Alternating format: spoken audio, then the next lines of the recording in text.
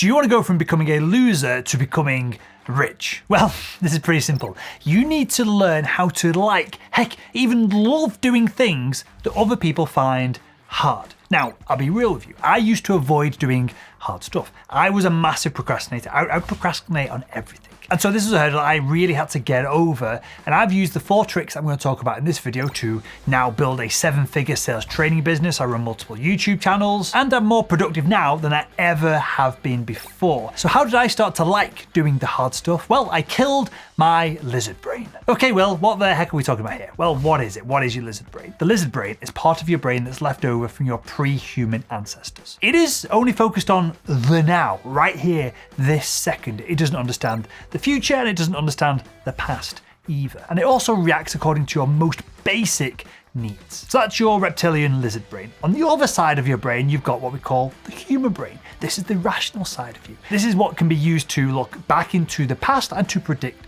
the future. It can plan, it can choose to avoid pleasure right now in exchange for greater gains in the future. But as advanced as the human part of our brain is, it doesn't deal very well with abstraction. If it can't find a clear path from where it is right now to completing the task that you'd like it to complete, it gives up control and it passes it back to the lizard brain. And the lizard brain's go-to method to deal with a problem when things get difficult is to fall into fight or flight. And the problem for people like you and I who are trying to go from broke or doing decent or doing pretty good to doing exceptionally well financially is that you can't physically fight a goal like increase revenue this quarter or boost commissions by 10%. Fight and flight doesn't work very well with these kind of problems. So the lizard brain chooses fight, it runs, and it procrastinates. You avoid doing the hard things that you know you got to get done to achieve the goals that you want to achieve. And that's not the end of it as well. Our brains are crazy. At this point, when you're in fight or flight, when you procrastinate, when you're running away from doing the hard stuff, your human brain swoops in. And it doesn't help the situation. What it does is it comes in and justifies all the reasons why you shouldn't get started in the first place. So that's how our lizard brain trips us up and stops us doing, if not enjoying, the hard things we've got to get done if we want to make a bunch of money, right? And that's not the end of the video. The good news is that you're not trapped in this cycle because you can kill your lizard brain and you can stop procrastinating for good.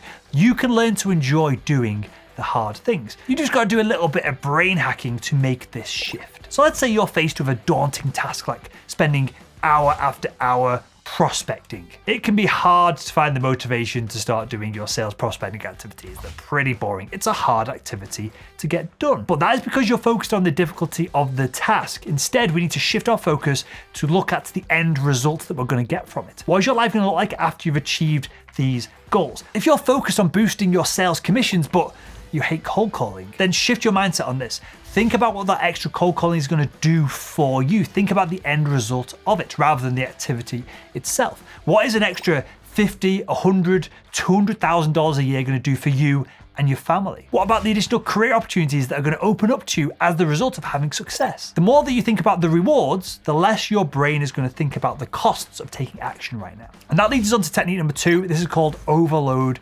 reduction. So there is such thing as having too much choice. And this is a well-documented psychological phenomenon. This is where people have a harder time deciding when they've got more options in front of them. And it's also worth noting that they tend to be less satisfied with their choice because they now see it as one of many options as opposed to the thing that they should be getting started with. So let me give you an example here. Let's say you find yourself struggling to get started with whatever task it is.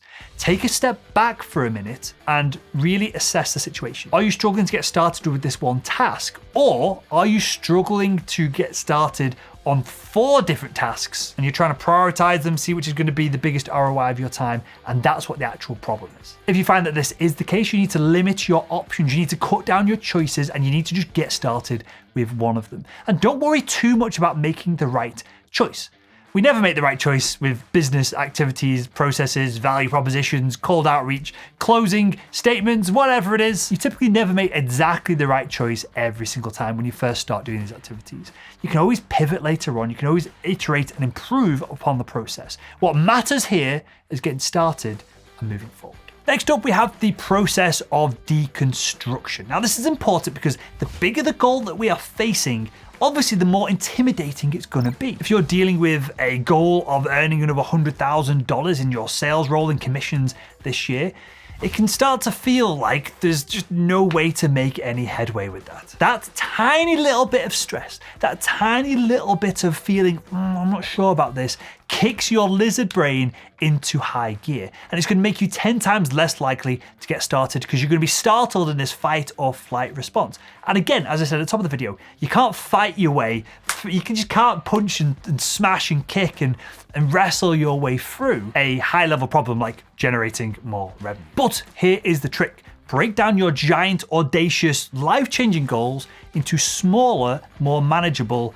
achievements. And obviously this is not rocket science, but very few people go ahead and do it. That's why we're talking about it in this video. Well, that boils down to around $8,300 a month. So break that down even further. How many new deals do you need to close to generate that much revenue? How much prospecting do you need to do to book the meetings, to do the demos, to get those deals done? And then you can start chipping away at that larger goal by on the fact that you need to add 3 new people to your cadence each day. $100,000 in new commissions this year on top of whatever you're earning already. You should absolutely be aiming towards that, but it's difficult. Your reptilian brain is going to kick off. It's going to be causing all kinds of trouble. Whereas adding 3 new people to your cadence each day, which is going to lead you to achieve that goal, is not going to elicit a response from your reptilian brain. You're going to be able to just get on with it. And obviously that's a lot easier to swallow. Now, the last technique I'm going to talk about is called the 5-minute rule. And this is immediately powerful. And if I'm ever procrastinating on something like, my main office is through the next room, I've got to do my end of year accounts. I'm going to use this technique literally this afternoon to get started on them because I hate doing my accounting work over at Salesman.com. So I will be putting this into practice. And this trick works because the hardest part of completing most tasks that we don't want to do is getting started. It's that initial hump of energy. But if you can get past that, then the momentum you're going to build along the way is usually enough to carry you forward so that you get the job done in the end. So, and again, this is dead simple. Instead of avoiding a task that's going to take you 30 minutes to do, genuinely commit to doing 5 minutes. That is it. If you hate, quote unquote, no one really hates it. I don't know why you would hate cold calling, but it's the example I use all the time, right? If you seemingly hate cold calling, don't do a 3-hour block, which can be quite daunting. Just do 5 minutes. That's like 2 or 3 calls. If you don't want to update your CRM, even though you know that it's got to be done, just give it 5 minutes. And I guarantee you'll do those 5 minutes and then you'll go, okay, well, I've started cracking on now. I might as well carry on and just get that job done. 5 minutes is all it takes to start doing those things that we're trying to avoid, that we're trying to procrastinate, that we hate doing. So then they're just done, they're off the table. We don't have to think about them again. So there we go. If you enjoyed this video, why not click the video that's on the screen right now and continue making selling simple.